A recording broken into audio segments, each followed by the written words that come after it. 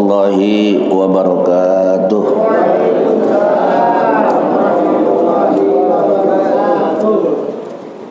Alhamdulillah alladzi arsyadana bidinil Islam wa hadana ila siratim mustaqim.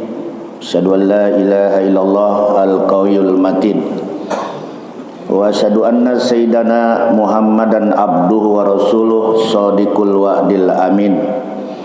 Allahumma salli wa sallim wa barik ala sayyidina Muhammadin nabil awwalin wal akhirin wa ala alihi wa ashabihil mujahidin at-tahirin, amma ba'd.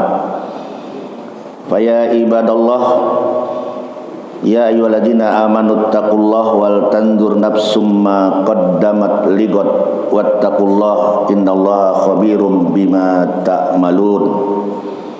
Wa qala ar-rasul sallallahu alaihi wa alihi wasallam an Aisyata radhiyallahu anha qalat qala an-nabi sallallahu alaihi wasallam la hijrata ba'dal fathi walakin jihadun wa niyatun wa idastun pirtum panpiru, muttafaqun alaih.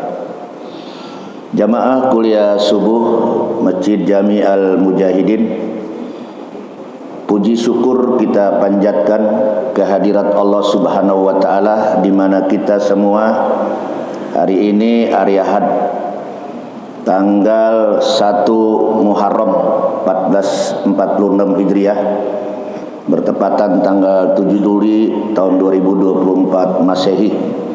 Kita semua hari ini masih diberikan nikmat sehat oleh Allah Subhanahu wa taala, dan tidak kalah pentingnya kita masih diberikan nikmat iman, nikmat Islam, dan nikmat ihsan, sehingga kita pada hari ini bisa meluangkan waktu kita untuk hadir di majlis ilmu, kajian-kajian ilmu yang akan kita kupas hari ini. Temanya tentang menyambut tahun baru Islam 1446 Hijriah.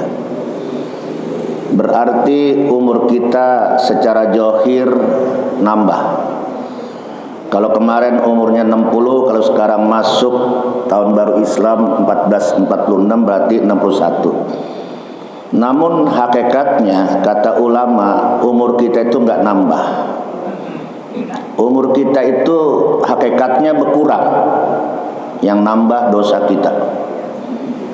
Yang nambah apa, Bu? Dosa kita. Jangan sampai dipanjangkan umurnya banyak dosanya. Nabi mengatakan khairun nas man tala umruh wa sa'a amaluh. Sebagus-bagus manusia diberikan panjang oleh Allah dan cakep amalnya. Mudah-mudahan ketika Allah tambahkan umur kita, kita nambah amalan kita. Amin ya rabbal alamin. Wasyarrun nas man tala umruh wa sa'a amaluh. Sejelek-jelek manusia kata Nabi diberikan umur panjang, namun orang itu masih tetap berbuat maksiat. Udah ketahuan umurnya 60 tahun, masih hobi dia selfie-selfian. Ada kira-kira di zaman sekarang, Bu? Yang mana ibunya? Udah ketahuan umur 60 tahun digunakan waktunya untuk berhura-hura. Misalnya malam tahun baru semestinya dia melakukan muhasabah, malahan dia keluar kota yang gak karuan. Ada kira-kira? Ada. Betul gak? Mestinya tahun baru itu melakukan muhasabah. Apa itu muhasabah? Introspeksi diri. Kata Umar Ibnul Khattab, hasibu anfusakum qabla an tuhasabu. Koreksilah dirimu, kata Sayyidina Umar, sebelum engkau nanti dikoreksi amalmu pada hari kiamat. Tentang apa? Umurmu dihabiskan untuk apa? Kemudian ilmumu diamalkan apa tidak? Ngaji mengaji tiap hari, tapi ngomongin orang jalan terus. Ada kira-kira, Bu? Ada kira-kira? Jangan pura-pura budak. Ya Bu, ngaji mah jalan terus tapi ilmunya nggak diamalin. Nauzubillah min Jalik. Kemudian tentang masa mudamu, kau habiskan untuk apa? Jangan sampai masa muda kita, ada pepatah, mumpung muda mumpung muda dia banyak melakukan maksiat, udah dekat tua baru bertobat. Emang ada kira-kira begitu? Kita nggak bisa tahu kapan kita meninggal dunia.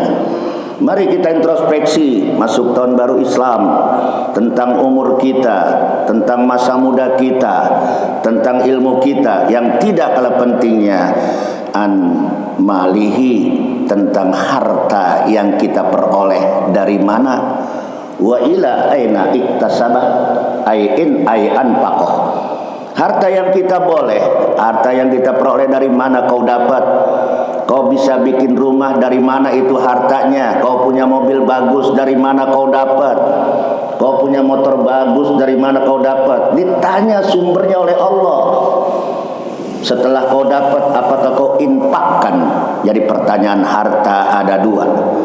Umur satu, ilmu satu, kemudian masa mudamu satu. Yang paling berat pertanyaan harta. Kita lihat bagaimana.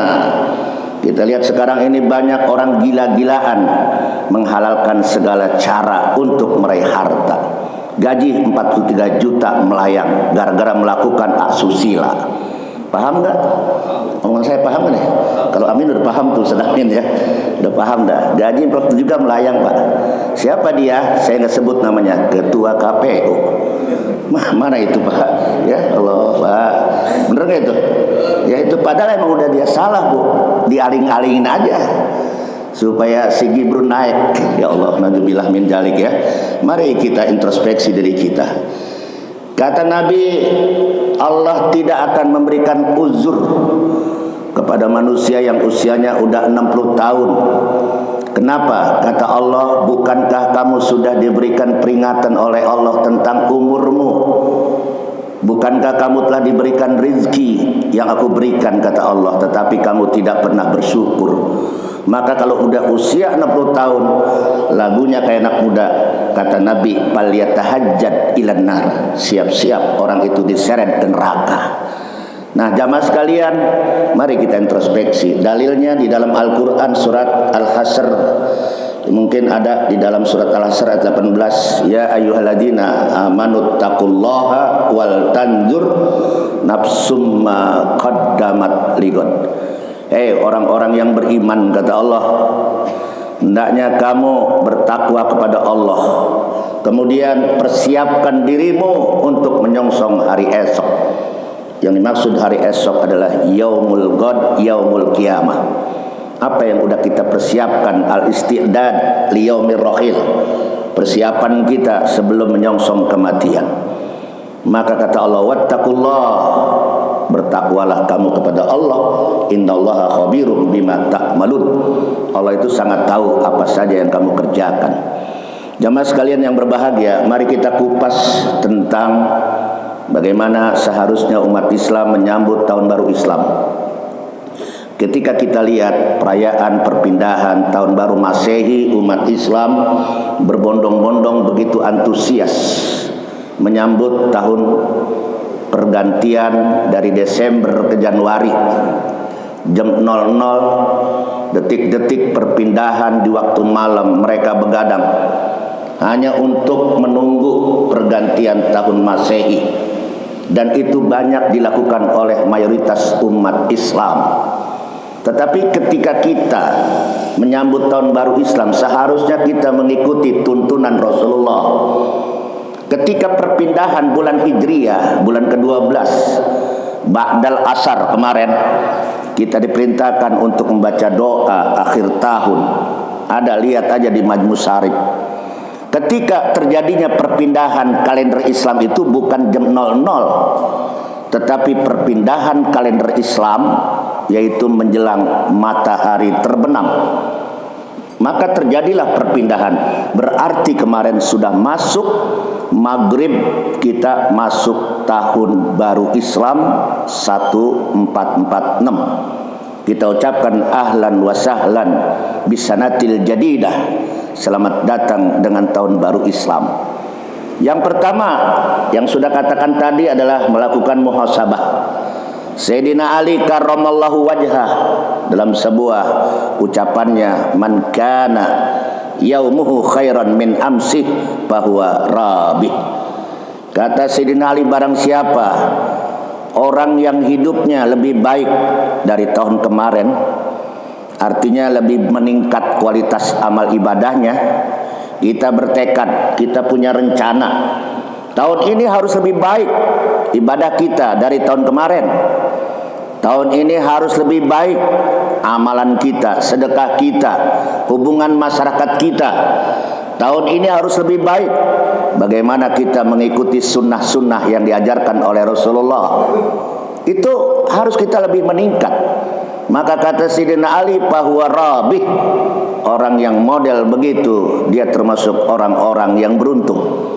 Jadi orang yang beruntung itu orang yang meningkat ibadahnya, meningkat jihadnya, meningkat iman dan Islamnya, meningkat amal-amal solehnya. Jadi itulah yang disebut orang-orang robih, orang-orang yang beruntung. Mudah-mudahan kita termasuk golongan orang-orang yang beruntung. Amin ya rabbal alamin. Kemudian yang kedua, kata Sayyidina Ali, waman kana yaumuhu sawaan min amsihi bahwa magbunun. Barang siapa orang itu hidupnya enggak ada perubahan, tahun kemarin begitu, tahun sekarang begitu, tahun kemarin ngantuk, tahun sekarang ngantuk, ya. Nah itu enggak ada perubahan. Ngaji nyender 50% buat tembok, 50% buat yang enggak nyender. Nah makanya mudah-mudahan kita akan berubah, Bu. Emang paling asik kata guru saya, kalau ada ibu yang susah tidur, datanglah ke majelis ilmu, insya Allah bisa tidur. Paham, Bu? Iya, apalagi waktu subuh begini nih, yang enak bebuntel kita, betul nggak? Kita ambil selimut. Maka ibu-ibu, bapak-bapak, jamaah Masjid Al-Mujahidin yang hadir hari ini termasuk manusia pilihan Allah, termasuk calon-calon surga, karena dia sudah apa? Sudah merebut cintanya Allah dan dia mendorong rayuan iblis, ya. Mudah-mudahan kita termasuk orang-orang yang dicintai oleh Allah. Amin ya rabbal alamin, ya. Memang berat, Pak, bangun subuh, ya. Tapi berat pula pahalanya kata Nabi. Bahkan orang yang bangun subuh dapat doa dari Rasulullah sallallahu alaihi wasallam. Allahumma min ummati fi bukuriha, ya Allah berikan berkah kepada umatku yang suka bangun subuh. Amin ya rabbal. Tambah-tambah kita mengkaji ilmu. Maka orang yang malas melakukan kajian ilmu, hatinya sudah dimatikan, bagaikan bumi yang tidak pernah tersiram dengan air hujan. Sesungguhnya hati manusia akan hidup, kata Nabi, alaikum bimujalasatil ulama. Kalau hati manusia yang sudah mati, gampang obatnya. Pertama, sering duduk bersama para ulama. Insya Allah hati yang mati akan hidup, bagaikan bumi yang tadinya tandus kena siraman air. Begitulah contohnya. Jadi hati manusia kalau nggak kesentuh dengan agama, pasti hatinya mati. Coba lihat orang kafir.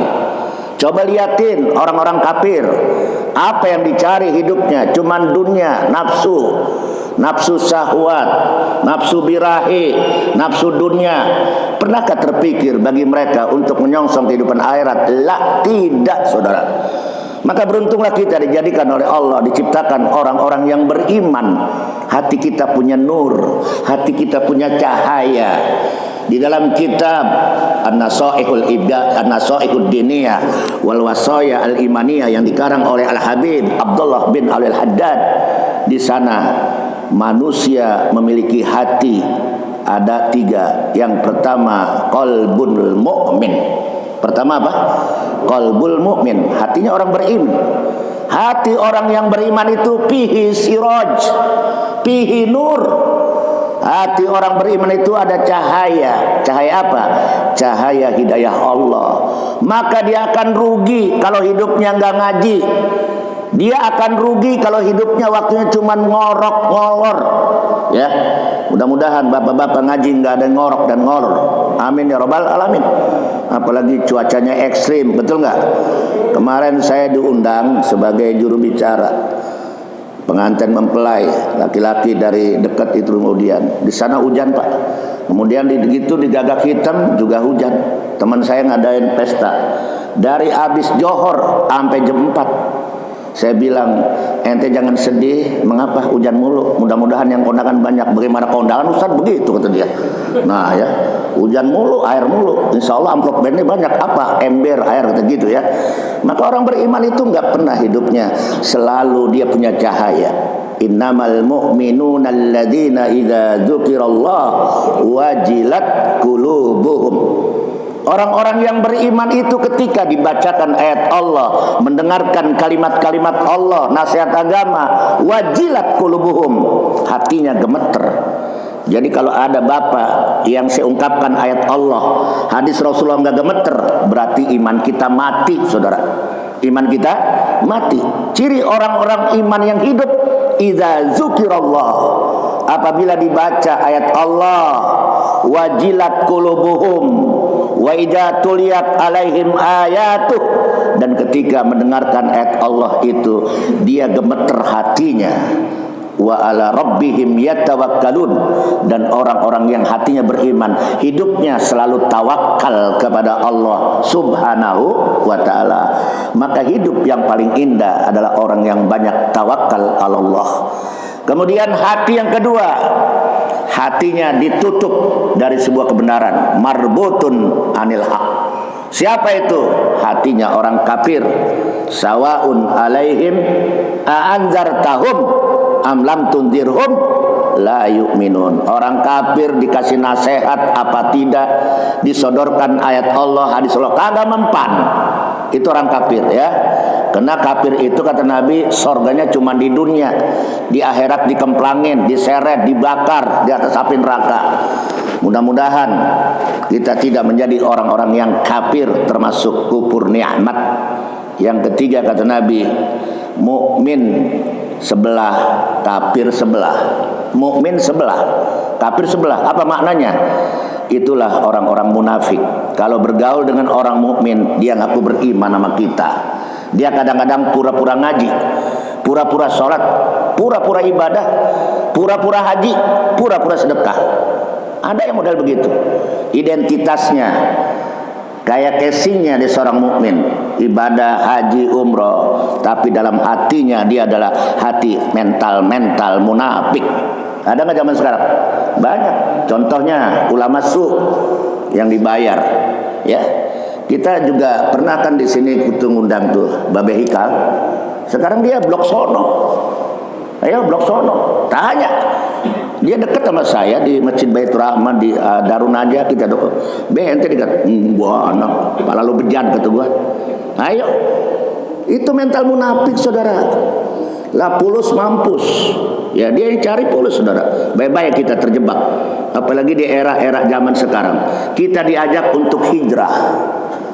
Ya, ada seorang doktor yang bernama Profesor Dr. Muhammad Saltut, mantan rektor Universitas Al-Azhar Kairo. Dalam bukunya Al-Islam Aqidah was Syariah, dia menyatakan ada 3 dimensi hijrah. Ada berapa, Duk? Ada 3 dimensi hijrah.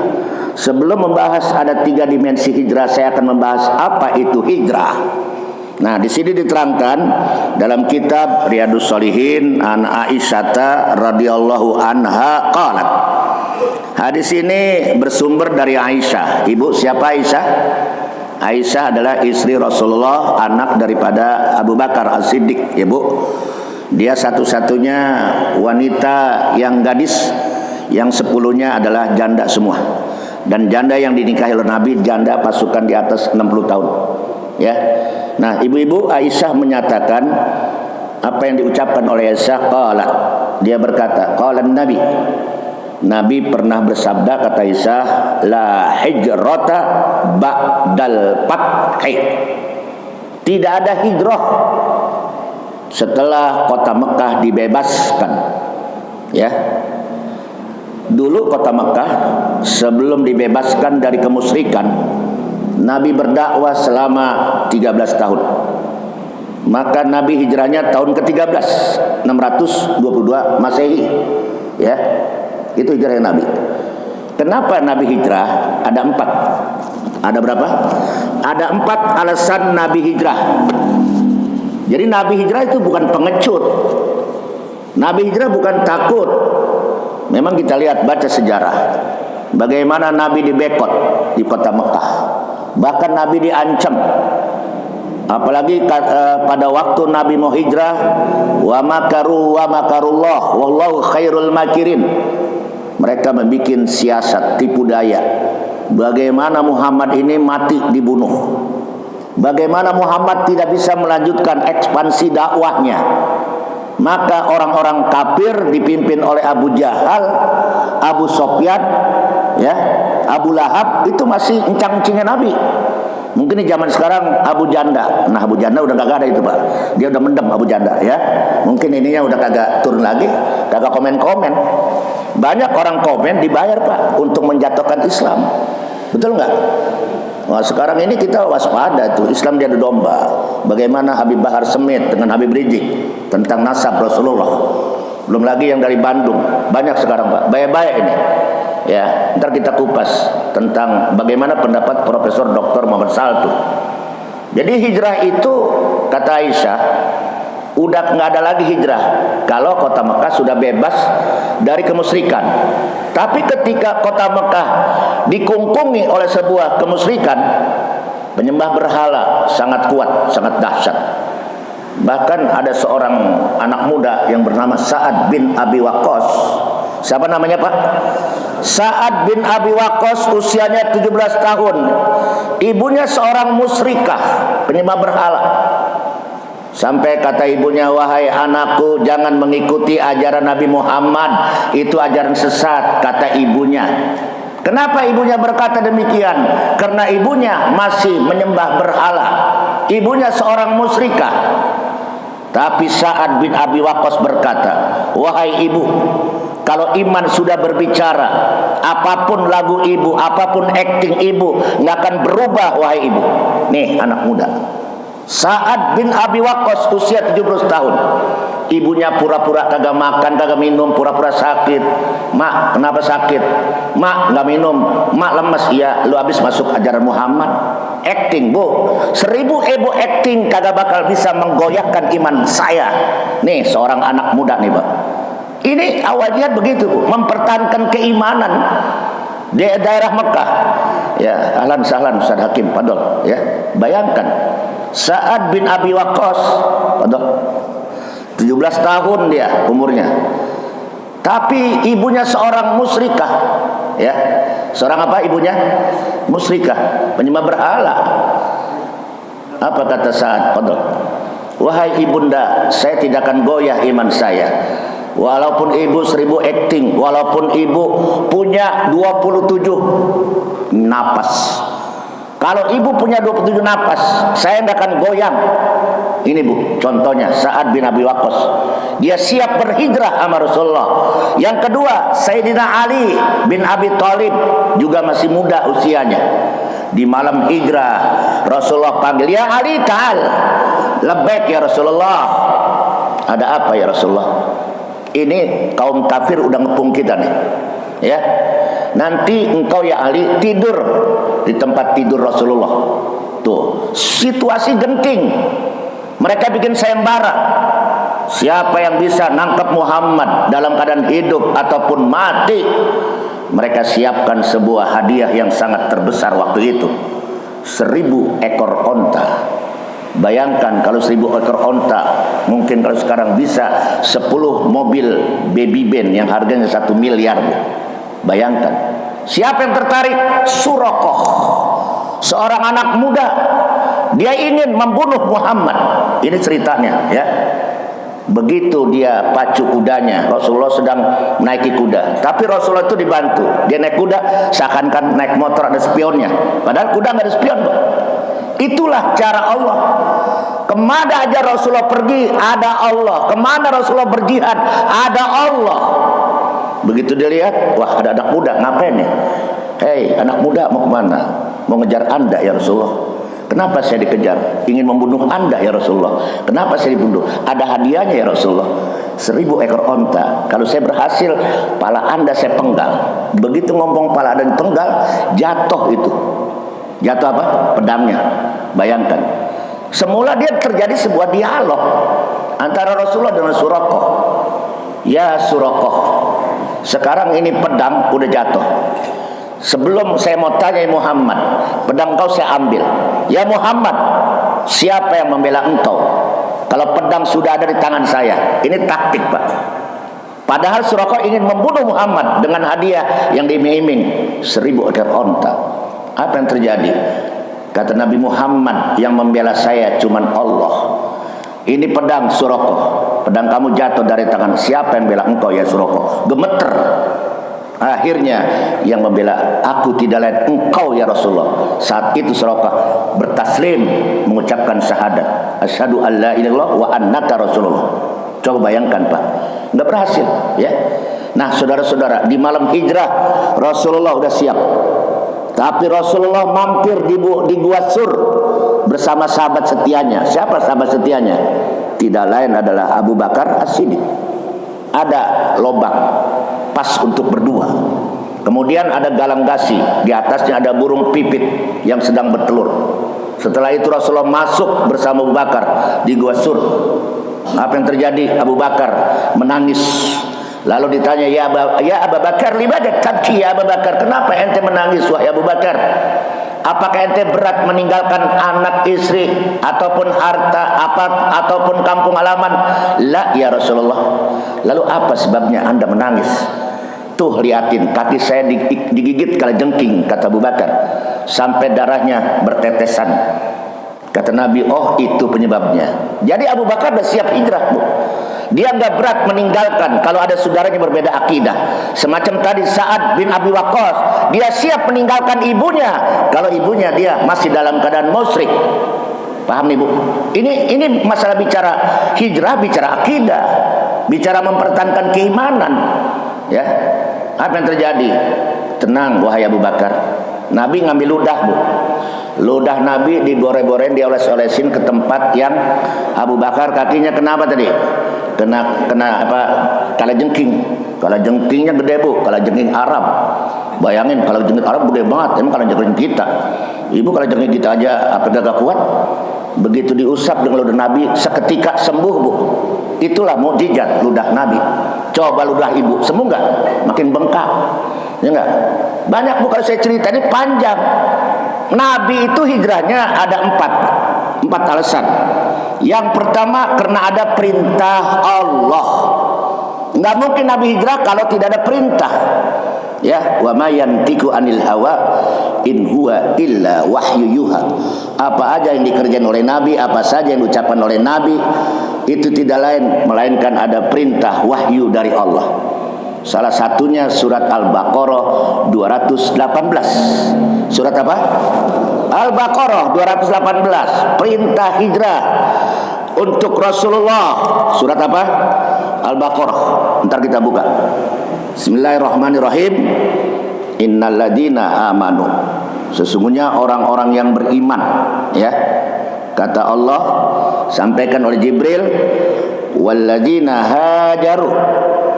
Yang kedua, orang-orang beriman dan orang-orang yang berhijrah. Terus wajahadu, siap berjihad. Jadi kuncinya, landasannya iman. Ternyata setelah Nabi untuk memfilter siapa yang masih mengikuti tradisi jahiliyah yang berbau kemusyrikan, siapa yang udah bersih daripada kemusyrikan, mengikuti ajaran tauhid yang ditanamkan oleh Rasulullah, 102 orang, Pak. Nabi hijrah pertama ke Yasrib, hijrah kedua ke Taif, hijrah ketiga ke Madinah, ya. Itu Nabi. Nah, Nabi sebelum hijrah membangun masjid 4 km dari kota Madinah. Masjidnya apa? Masjid Quba. Itulah masjid yang pertama kali dibangun oleh Rasulullah, dan itulah masjid yang pertama kali melakukan sholat Jumat. Ya, ini sejarahnya. Ya, jadi Nabi hijrah bukan takut dibunuh, enggak. Dengan alasan ada perintah Allah. Surat apa tadi? Surat 2. Surat Al-Baqarah 218. Innalladzina amanu. walladzina hajaru walladzina jahadu fi sabilillah. Orang-orang yang beriman, orang-orang siap berhijrah dan berjihad. Jihad itu apa? Jihad itu membela agama Allah, mempertahankan akidah, itu jihad. Di zaman sekarang bagaimana kita mempertahankan akidah? Bagaikan memegang barah. Semakin mantap akidahnya, semakin dahsyat tantangannya. Ada pondok pesantren Habib di Sukabumi dibakar, saudara. Betul nggak?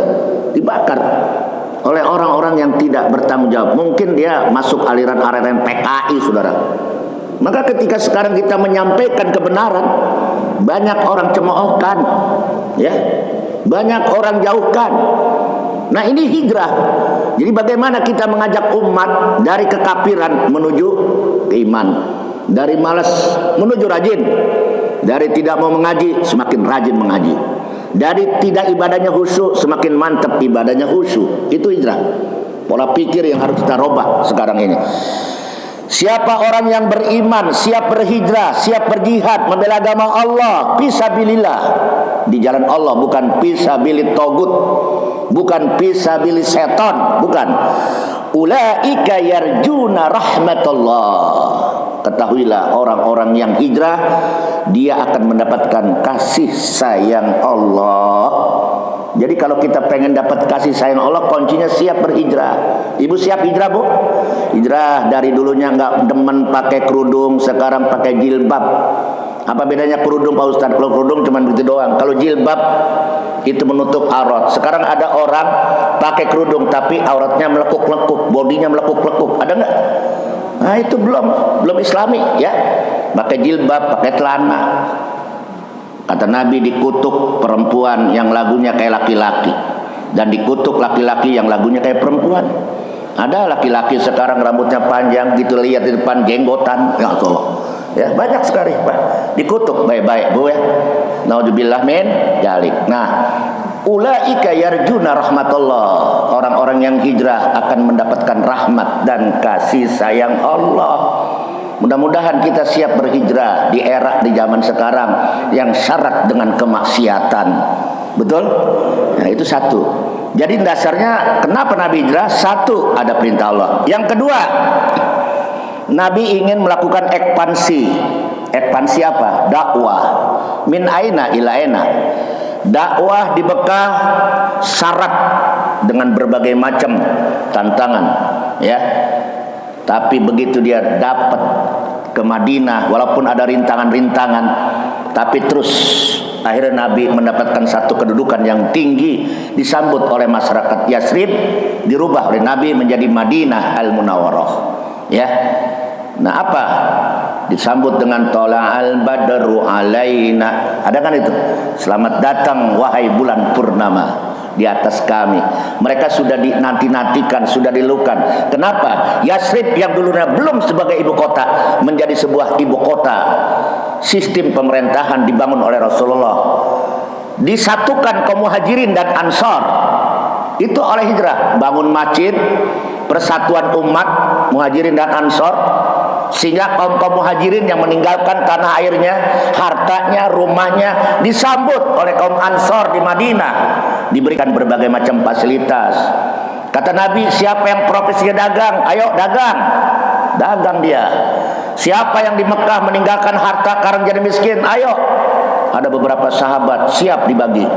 Siapa yang dari Mekah nggak punya bini, bujangan, siap, bini udah siap. Tuh, bini siapin, Pak. Itu hijrah. Maka janji Allah dijawab.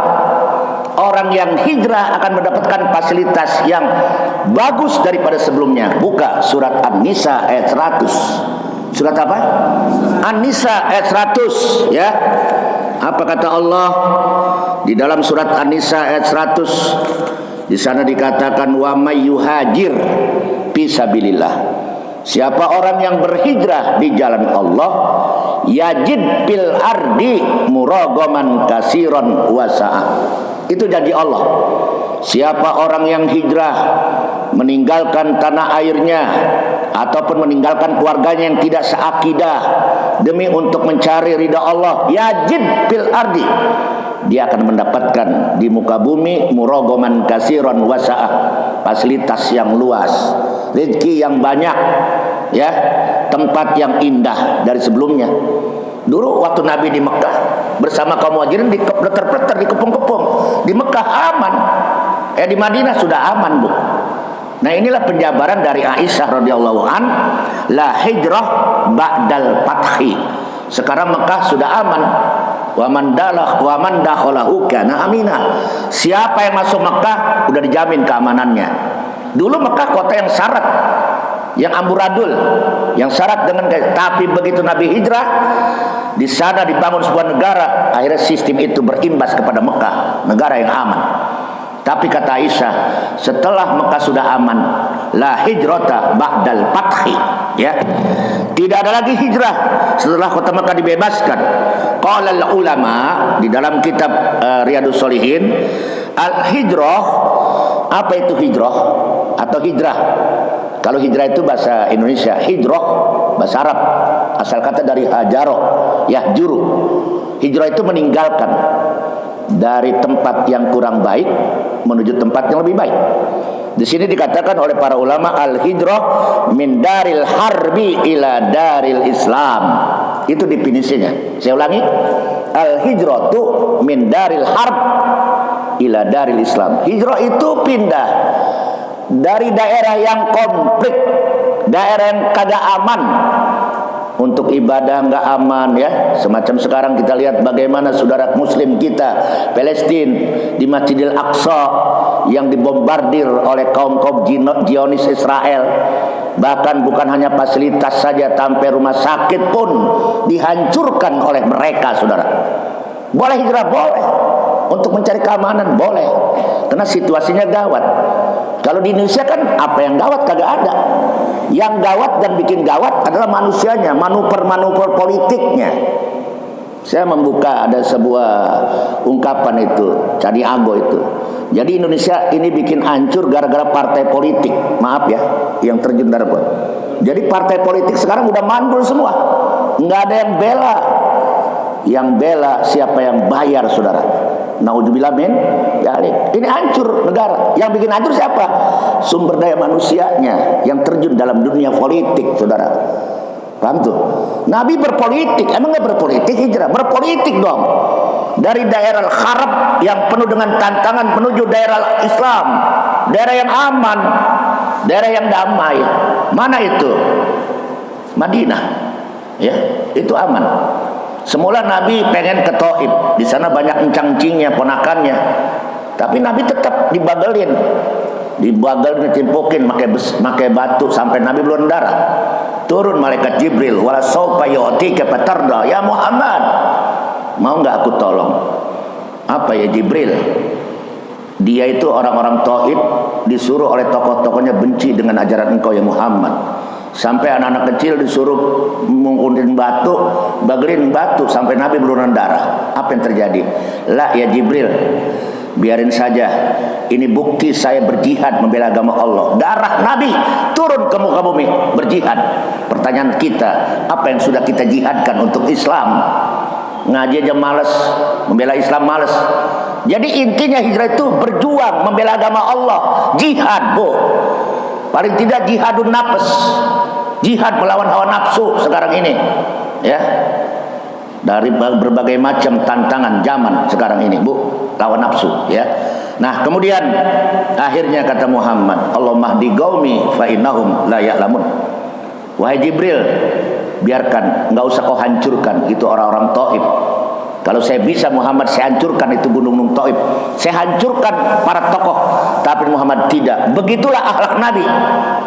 Ditimpukin, kemudian dihina, dicaci maki, Nabi dengan membalas yang lebih baik. Nah, inilah hijrah, Bu. Jadi kalau ada orang yang ngatain kita, menghina kita, memfitnah kita, biarin aja. Nanti orang itu kena batunya, nggak usah kita balas, ya. Itu bahasa hijrah, Bu. Maka orang hijrah legowo hatinya. Ya, hijrah itu dari mana? Dari hati. Amirul Mukminin Umar bin Khattab. Di dalam kitab Riyadhus Shalihin dikatakan an Amirul Mukminin bin Habs Umar bin Khattab, bin Nupel bin Abdul Uzza bin Riyah bin Abdullah bin Qarti bin Zarrah bin Adi bin Ka'ab bin Lu'ay bin Ghalib al-Quraisy. Panjang namanya, Bu. Orang Arab panjang, Bu. Laki siapa nama bapak lu? Si Anu Pulan. Mentok udah sampai 3. Di atasnya enggak sampai Arab panjang tuh, ya, silsilahnya. Apa kata Amirul Mukminin? Ya, di sana dikatakan innamal a'mal binniyat. Sesungguhnya amal itu tergantung niatnya, kata Umar. Innamalikum rirri'im manawa. Seorang itu dinilai oleh Allah tergantung niatnya. Faman kanat hijratuhu ilallah wa rasul, fa hijratuhu ilallah wa rasul. Kalau kita niatnya hijrahnya karena Allah, karena Rasul, maka kita dicatat adalah pahalanya untuk Allah dan Rasul. Wa man kanat hijratuhu lidunya yusibuha. Kalau niat kita hijrahnya untuk cari dunia yang ia dapat. Kita niatnya apa? Ngaji. Ngaji niatnya untuk mencari ridha Allah. Pahala ngaji dapat, ilmu manfaat. Tapi ngaji niatnya karena malu sama masyarakat. Karena saya ngaji malu, Pak Ustadz, rumah saya dempet sama Masjid Mujahidin, maka saya ngaji. Ngajinya bukan karena Allah, ya, itu namanya riya. Baik-baik. Wa man kanat hijratuhu ila imra'atin yantihuha. Kalau hijrahnya niatnya cari cewek, cari perempuan, ya perempuan yang dia dapat. Contoh dia pesantren. Kalau dia tekun khusyuk, pulang di pesantren jadi kiai. Tapi kalau dia pesantren, mau ngapain Pak? Anak bapak pesantren. Tapi bapak anaknya nggak ngaji Pak, emang dia lagi godain cewek mulu Pak. Akhirnya kawin dia, kagak jadi pesantren. Ayo, niatnya bukan cari ilmu, cari cewek, pulang bawa cewek. Paham maksud saya Pak? Ah, itulah niat hijrah. Fa hijratuhu ma hajara ilaih. Jadi hijrah itu tergantung apa yang kita niatkan. Itulah Umar bin Khattab. Jadi ibu-ibu, jadi Nabi ada beberapa alasan kenapa Nabi hijrah. Satu, ada perintah Allah tertera dalam surat Al-Baqarah 214 dan janji Allah orang yang hijrah akan diberikan fasilitas. Kita lihat orang-orang Jawa transmigrasi zaman Soeharto. Dia siap jual sawah demi untuk merubah nasib. Jadi imigran, ada di Kalimantan, ada di Lampung. Wah, di sono dikasih macul segala macam, punya sawah lebar. Ada juga yang jadi TKW, ya, dari beberapa daerah yang dulu hidup miskin, dia bekerja, pulang dari sono dia bisa beli sawah lagi, rumahnya bagus, cakep, punya usaha, kena hijrah. Itu hijrah, ya. Nah, kemudian yang ketiga, apa alasan Nabi hijrah?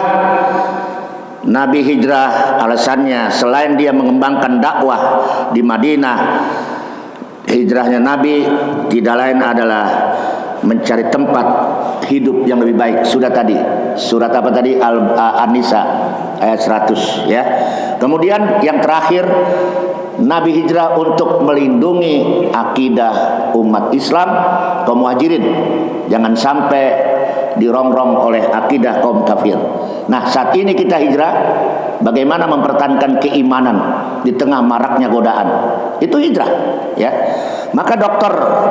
Muhammad Saltut dalam bukunya Al-Islam, Aqidah wa Syariah ada 3 dimensi hijrah. Ada berapa? 3. 1, hijrah fikriyah.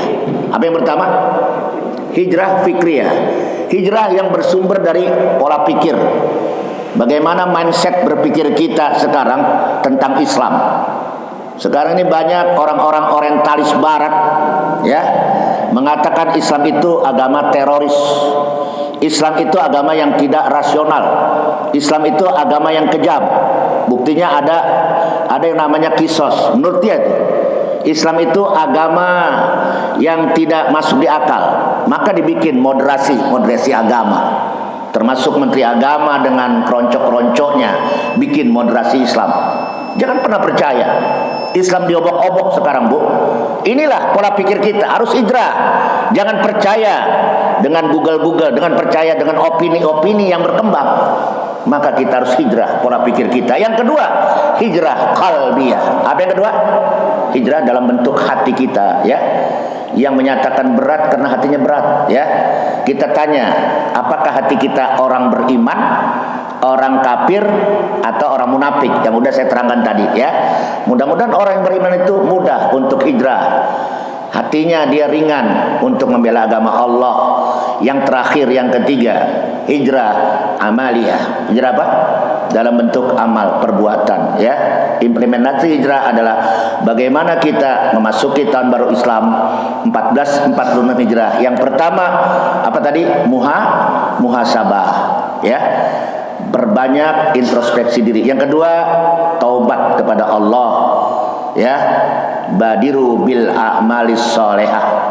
Segeralah kamu isi hidupmu dengan amal soleh, ya, sebelum datang kematian. Karena kematian tidak pernah akan tahu kapan kita mati, di mana kita mati, pada saat apa kita mati. Jadi yang kedua, perbanyaklah kita taubat. Yang ketiga, kita isi bulan Muharram itu dengan amalan-amalan sunnah yang diajarkan oleh para ulama, para sahabat. Di antara para ulama kita seperti Habib yang dari Tarim, Habib Umar Al-Hafiz. Dia bilang kalau menyambut tahun baru Islam itu paling tidak kita semalam itu kita sambut. Ya, semalam alhamdulillah saya ada undangan di Mushola Taqwa. Itu ibu-ibunya kompak tuh, pada bawa makanan semua. Ada yang bawa tupat, ada yang bawa, bagus saya bilang, Bu. Bocahnya pada ngikut semua. Kita tanya, "Hei anak-anak, tahu nggak? Kamu itu dikumpulkan sekarang." "Tahu Pak, ngapain?" "Tahun baru Islam." Bapak tanya, "HP saya melayang," saya bilang. Ada murid saya, namanya Bayu. "Bayu, ente udah keluar SMP. Saya mau tanya, ini HP buat kamu kalau kamu lulus. Coba sebutin nama-nama bulan Islam." Enggak tahu, nyengir aja tuh bocah, Bu. Nyengir tuh bocah. Enggak tahu tuh bocah. Saya bilang nih, HP saya melayang apa-apa. Demi memberikan pelajaran. Enggak tahu anak kita.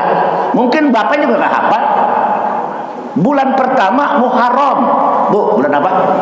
Ini pertama. Habis Muharram Safar. Habis Safar apa? Habis Safar Jumadil Ula, Jumadil Awal, Jumadil Sani boleh, Rabiul Awal, Rabiul Sani. Habis Rabiul Sani terus udah tadi masa sebut-sebut, ya. Safar, Muharram bulan pertama, Safar bulan kedua, Jumadil Awal, Jumadil akhir, Rabiul Awal, Rabiul akhir, Jumadil Awal, Jumadil akhir, terus Rajab, Sya'ban, Ramadan, Syawal, Dzulqa'dah, Dzulhijjah. Kenapa? Di rumah kita nggak ada dipajang kalender Islam. 350 tahun kita dijajah oleh Belanda. Jangankan sekolah SD dasar, saya di Sanawiyah aja nulisnya Januari, ya. Januari, Februari, hafal semua dari bocah sampai nenek-nenek. Nah inilah merubah yang disebut merubah pola pikir kita. Kalau kita cinta atribut Islam, wa may yu'azzim sya'airallah fa innaha min taqwal qulub. Siapa yang cinta dengan atribut Islam, dialah termasuk orang-orang yang takwa. Jadi mudah-mudahan, Bu, pertama merubah mindset pola pikir kita. Yang kedua, bagaimana kita wujudkan cinta anak kita, generasi kita. Maka hidupkan malam tahun baru Islam dengan apa? Ngeriung bersama. Kata Habib Umar Al-Hafiz, sambil ngeriung kalau bisa setelah kita baca doa akhir tahun di bulan Dzulhijjah, masuk doa awal tahun, jangan lupa baca ayat kursi. Baca ayat kursi kira-kira apal nggak? Allahu la ilaha illa huwal hayyul qayyum sampai akhir. Berapa dibacanya Pak Ustaz? 360 kali. Ibu sanggup? Sanggup nggak? Hatinya berat, Pak. Baca ayat kursi 360 kali. Ditanya oleh Halimah. Halimah itu muridnya, Bu. Ibu kan penggemar Halimah Al-Idus, ya. Itu wanita yang otak cerdas tuh, Bu. Kalau bisa diundang di sini nih. Sanggup nggak ngundang Halimah sini? Wah, penuh itu. Itu Halimah kalau ngundang, Bu, ribuan jamaahnya, terutama kaum akhwat. Satu-satunya seorang wanita yang tidak mau dipoto dialah. Kalau Mama Dede kan lenjeh, dipoto mulu, ya enggak? Ini mah kagak, Bu.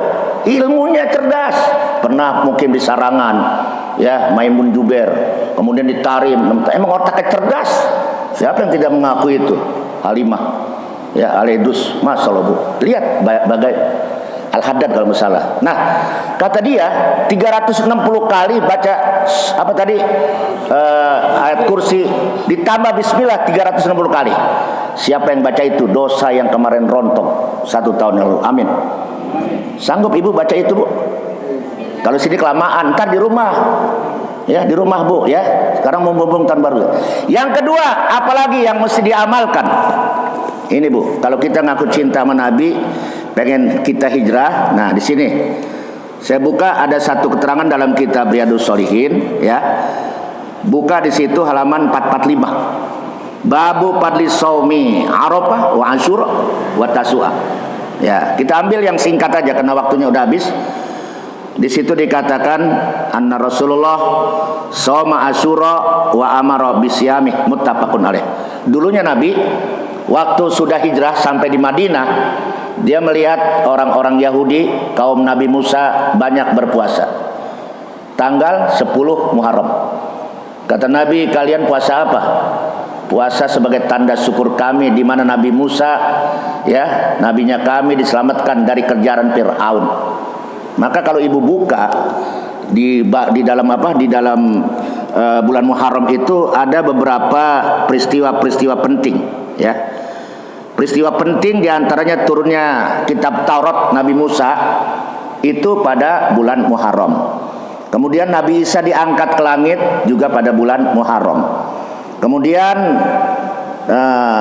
Raja Fir'aun, ya, itu dikalahkan oleh Nabi Musa. Kata Musa, ya Musa alqa asok fil bahr. Ente jangan takut tuh, Raja Fir'aun yang zalim. Ente keluarin tongkat ente. Nanti bumi atau lautan menjadi dua. Itu mukjizat Nabi Musa terjadi dalam bulan Muharram. Nabi Sulaiman diberikan kekayaan, kekuasaan juga pada bulan Muharram. Nabi Ibrahim kagak mempan dibakar oleh Raja Namrud juga di bulan Muharram. Nabi Yusuf diselamatkan dari penjara lantaran dikatakan dia menggoda Zulaikha, itu pun terjadi pada bulan Muharram. Nabi Yusuf alaihissalam udah tadi, ya. Kemudian taubatnya Nabi Adam diterima pada bulan Muharram. Nabi Idris diangkat ke langit yang tinggi, itu pun terjadi pada bulan Muharram. Kemudian Nabi Nuh diselamatkan dalam rangka menghadapi bahtera banjir yang besar, itu terjadi pada bulan Muharram. Kemudian juga Nabi Yakub ya disembuhkan, termasuk Nabi yang diberikan penyakit berat, Nabi Ayub itu sembuh, doanya juga diterkabul pada bulan Muharram.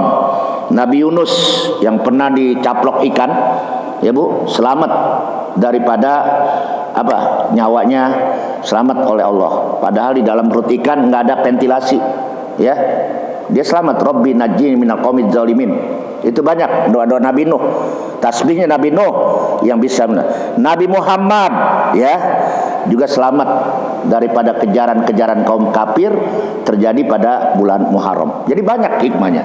Mudah-mudahan kajian yang kita kaji pada hari ini kita dapat, pertama, muhasabah, yang kedua memperbanyak istighfar, yang ketiga membaca surat ayat kursi 360 kali tambah bismillah. Jangan lupa Bu, Senin depan itu udah masuk tanggal 10 Muharram. Jadi Nabi, kami lebih berhak daripada kaum Yahudi. Kalian begitu menghormati, bayangin orang Yahudi aja puasa tanggal 10 Asyura. Maka orang-orang Jawa kalau semalam itu disebut malam 1 Suro. Saya pikir Suro itu kan 10 Asyura. Emang orang Jawa itu nyebutnya bukan Muharram, bulan Suro. Padahal kalimatnya Asyura. Asyura itu bulan sakral, Bu. Bulan yang sangat dimuliakan. Tapi ada juga perpaduan antara Hindu dengan Islam. Contohnya motong pala kerbau. Mas, sampean motong pala kerbau buat apa? Buat penjugukan Nyi Roro Kidul. Itu jangan ikuti, itu tradisi-tradisi Hindu. Banyak pala kerbau dipendem. Mendingan pala kerbau dicacak, kita olah, terus kita sop, kita bagiin. Lebih manfaat daripada dilemparin ke laut. Dan itu ada tokoh-tokoh agama masih kuat Islam kejawennya, ya. 1 Suro, ada nasi bubur, wah macam-macam Bu, ya. Nah, kita nggak usah ngikuti tradisi-tradisi jahiliyah yang model begitu. Kita luruskan akidah kita. Nah, kemudian kata Nabi, kalian harus beda. Khalafal Yahud. Jangan umat Islam, umat Rasulullah puasanya sama dengan orang Yahudi. Apa kata sahabat? Ya Rasul, bagaimana caranya? Orang Yahudi puasa tanggal 10. Ente bedain dong, kata Nabi. Jadi bagaimana supaya beda? Tanggal 9 dan 10. Atau 10 dan 11, boleh. Yang penting 2 hari kita lakukan. Siap ibu-ibu? Bapak siapa? Untuk memuliakan bulan Muharram jangan lupa puasalah tanggal 9 dan 10 di bulan Muharram. Atau enggak sempat tanggal 9-nya, 10-nya dengan 11. Insya Allah. Di mana Nabi mengatakan la imbaqitu ila qabilin la asumanna yaumat tasi'. Seandainya aku masih hidup, kata Nabi, tahun depan pasti ada kalimat nun taukid sakila la asumanna yaumat tasi', pasti aku berpuasa tanggal 9 di bulan Muharram. Nabi sudah ajak, tapi apa kehendak Allah? Allah sudah mencabut nyawa Rasulullah. Artinya apa? Warisan Nabi, wasiat Nabi. Kalau kita cinta sama Nabi, jangan sampai besok meninggalkan wasiat Nabi. Apa berupa perintahnya? Perintah Nabi, lakukan puasa tanggal 9 dan tanggal 10 di bulan Muharram. Demikian kajian kita hari ini. Mudah-mudahan ada manfaatnya dalam rangka menyongsong tahun baru Islam 1445 Hijriah. Siapa yang hari ini lebih baik, dia akan beruntung. Siapa yang hari ini sama saja, dia akan menjadi manusia-manusia yang terkutuk. Dan siapa hari ini lebih brengsek dari kemarin, maka dia termasuk orang-orang yang tidak mendapatkan ridho Allah Subhanahu wa ta'ala. Akhirnya kita tutup kajian kita dengan kafaratul majlis. Subhanakallahumma wa bihamdika asyhadu alla ilaha illa anta astaghfiruka wa atubu ilaik. Sallallahu alaihi wasallam Muhammad walhamdulillahi rabbil alamin. Assalamualaikum warahmatullahi wabarakatuh. Terima kasih sudah berkunjung di channel ini. Jangan lupa untuk like, komen, dan subscribe agar tidak ketinggalan pada video-video menarik lainnya.